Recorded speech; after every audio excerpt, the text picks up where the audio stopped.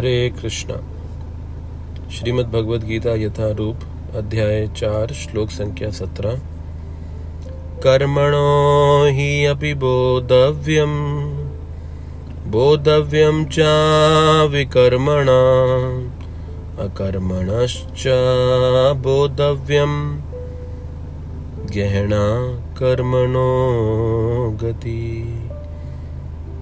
कर्म की बारीकियों को समझना अत्यंत कठिन है, अतः मनुष्य को चाहिए कि वह ठीक से जाने कि कर्म क्या है, विकर्म क्या है और अकर्म क्या है।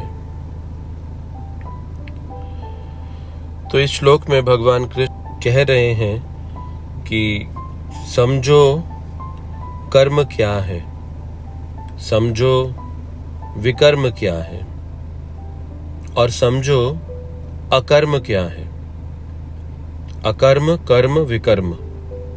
अकर्म का अर्थ है ऐसे कर्म जिनकी कोई प्रतिक्रिया हम तक ना आए, क्योंकि कर्म का नियम कहता है जो भी हम कर रहे हैं उसकी प्रतिक्रिया एक हम तक वापस लौट के आती है। इसीलिए कभी हम सुख का अनुभव करते हैं, कभी दुख का अनुभव करते हैं। ये सब हमारे कर्मों की प्रतिक्रियाएं हैं। पुण्य कर्म, उनकी प्रतिक्रियाएं सुख रूप में आती हैं, पाप कर्म, उनकी प्रतिक्रियाएं दुख रूप में आती हैं। तो हर समय हम इन पुण्यों और पाप की प्रतिक्रियाओं के द्वारा सताए जाते हैं, और जब तक ये कर्मों की प्रतिक्रियाएं रहेंगी तब तक हमें एक शरीर धारण करके इस भौतिक जगत में वापस आना होगा।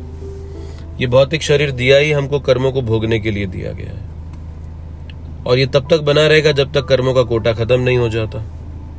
तो इस दृष्टि से अब मानव जीवन के अंदर हमको एक तो वर्तमान समय में जो हम कर्म कर रहे हैं ये विचार करना चाहिए कि ऐसे कर्म करें कि उसकी प्रतिक्रियाएं हम तक ना आए, और दूसरा जो हम पूर्व जन्मों में कर्म कर कर आए हैं और उनकी प्रतिक्रियाएं जो हमें भोगनी बाकी हैं वो शून्य हो जाएं। इसीलिए अकर्म की बात की गई है। तो अकर्म का मतलब ऐसे कर्म जो भगवान की प्रसन्नता के लिए किए जाते हैं और जिनकी कोई प्रतिक्रिया हम तक लौट के वापस नहीं आती।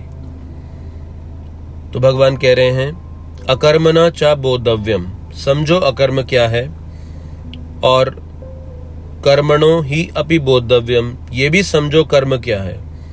तो कर्म को साधारणतः सुकर्म के रूप में लिया जाता है। सुकर्म का मतलब है पुण्य कर्म, अच्छे कर्म, शास्त्र के द्वारा अनुमोदित कर्म।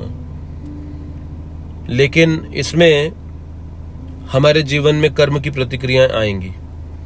और दूसरे प्रकार के हैं बोद्धव्यम च विकर्मणश्च, बोद्धव्यम च विकर्मणश्च, विकर्म को समझो। तो विकर्म का मतलब है दुष्कर्म, शास्त्रों के विपरीत में किए गए कार्य, पाप कार्य, और जिनकी प्रतिक्रियाएं हमारे जीवन में आती हैं। तो एक वर्गीकरण हो गया कर्म और विकर्म का, जिनकी प्रतिक्रियाएं आते हैं। दूसरा वर्गीकरण हो गया अकर्म का, जिसकी कोई प्रतिक्रिया हम तक लौट कर नहीं आती। तो ये मुख्यतः दो प्रकार के कर्म हुए। अब भगवान कह रहे हैं यहाँ पे गहना कर्मणो गति, जिसका मतलब है, गहना का मतलब है गहरा, बहुत जटिल, मुश्किल। गहना कर्मणो गति, कर्म की गति को समझना बहुत मुश्किल है। हमारी बुद्धि इस कर्म की के जाल में प्रवेश नहीं कर पाएगी। क्या कठिन है इसमें समझना कि कौन से कर्म का परिणाम कब आ रहा है हमारे जीवन में। हर क्षण किसी ना किसी कर्म का परिणाम आ रहा है। तो हमेशा से प्रश्न रहता है, अगर ये कर्म के नियम के अनुसार है तो फिर इस समय वर्तमान जीवन में मेरे कौन से कर्म का परिणाम मुझको अभी भोगना पड़ रहा है। तो यही कहा जा रहा है गहना कर्मणो गति। बहुत कठिन है ये बात समझना कि कौन से कर्म का परिणाम हमारे जीवन के अंदर आता है। लेकिन ये बात निश्चित है कि हर कर्म की एक प्रतिक्रिया है। तो इसीलिए जीवन कैसे जीना चाहिए कि हम इन कर्मों की प्रतिक्रियाओं से मुक्त हो सकें और वापस इस संसार में लौटकर हमको नहीं आना पड़े।